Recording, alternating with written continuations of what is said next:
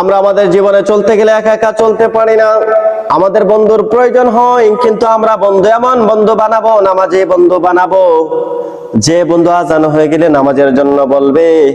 এমন বন্ধু বানাবো না যে বন্ধু আপনাকে নেশার সাথে জড়িত করবে, যে বন্ধু আপনাকে সিগারেট খাওয়া শেখাবে, যে বন্ধু আপনাকে আপনি নামাজ পড়তে না গিয়ে আপনাকে বেনামাজি বানাবে। না না, আমাদের বন্ধু হতে হবে ভালো বন্ধু, সৎ বন্ধু, নামাজি বন্ধু, আল্লাহওয়ালা বন্ধু। আপনার বন্ধু যদি ভালো হয় তাহলে আপনি নামাজ না পড়লে আপনি নামাজ পড়বেন। আপনার বন্ধু যদি নামাজি বন্ধু হয় তাহলে আপনি কোথায় গেছেন, কোন জায়গায় গেছেন বেড়ানোর জন্য, আজান হয়ে গেছে, সাথে সাথে বন্ধু বলবে বন্ধু আসো নামাজ পড়ে নেই, তারপরে বাকি কাজ। কিন্তু আপনার বন্ধু যদি বেনামাজি হয় তাহলে বন্ধু কখনো নামাজের কথা বলবে না। এই জন্য বন্ধু নির্বাচনের ক্ষেত্রে ভালো বন্ধু হতে হবে, সৎ বন্ধু হতে হবে, আমানতদার বন্ধু হতে হবে। যে বন্ধু দুনিয়া আখিরাতে আপনার কাজে আসবে, যে বন্ধু বিপদে কাজে আসবে, যে বন্ধু সুখে দুঃখে আপনার পাশে থাকবে, এমন বন্ধু আপনি নির্বাচন করতে হবে।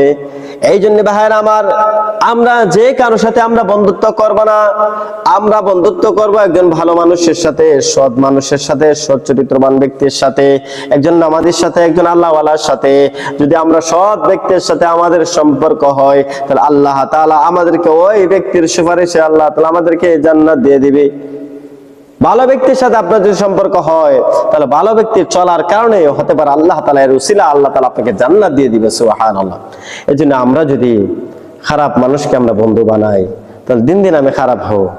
যে মানুষটা নামাজ পড়ে না, যে মানুষটার চরিত্র সুন্দর না, চরিত্র ঠিক না, তাহলে সেই মানুষটার সাথে যদি আপনার সম্পর্ক হয় তাহলে আপনিও দিন দিন নামাজ ছেড়ে দিবেন।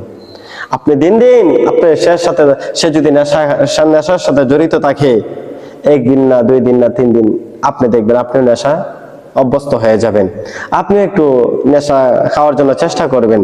এই জন্য ভাইয়ের আমার, আমাদের বন্ধু নির্বাচন করার জন্য আমরা সৎ বন্ধু নির্বাচন করব। এবং অভিভাবক যারা আছেন, মা বাবা যারা আছেন, আপনার সন্তান কার সাথে চলতেছে, কার সাথে চলাফেরা করে সেই জিনিসটা লক্ষ্য রাখতে হবে। সৎ মানুষের সাথে যদি না চলে, আপনি সন্তানকে বোঝাবেন, বাবা তুমি ওই ছেলেটার সাথে চলিও না, তুমি ওই ছেলেটার সাথে চলো, ভালো ছেলেটার সাথে চলো।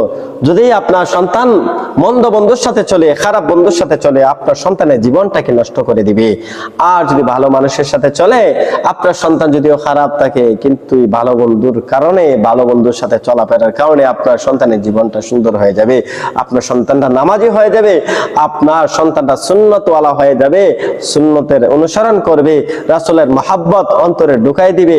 কোন মানুষটা, যে মানুষটার ভিতরে, যে মানুষটার মধ্যে রাসূলের সুন্নত আছে, যে মানুষটার মধ্যে নামাজ আছে, ওই মানুষটার সাথে যদি আপনার সন্তানের সম্পর্ক হয় তাহলে সে নামাজি হবে, সে সুন্নতওয়ালা হবে, সে পরহেজগার হবে, সে মুত্তাকিন হবে, সে আল্লাহওয়ালা হবে। এই জন্য আমাদের সন্তানকে খুব আমরা দৃষ্টি রাখবো। আমার সন্তান কার সাথে চলছে, আমার সাথে কার সাথে চলাফেরা করছে, কার সাথে উঠা বসা করছে।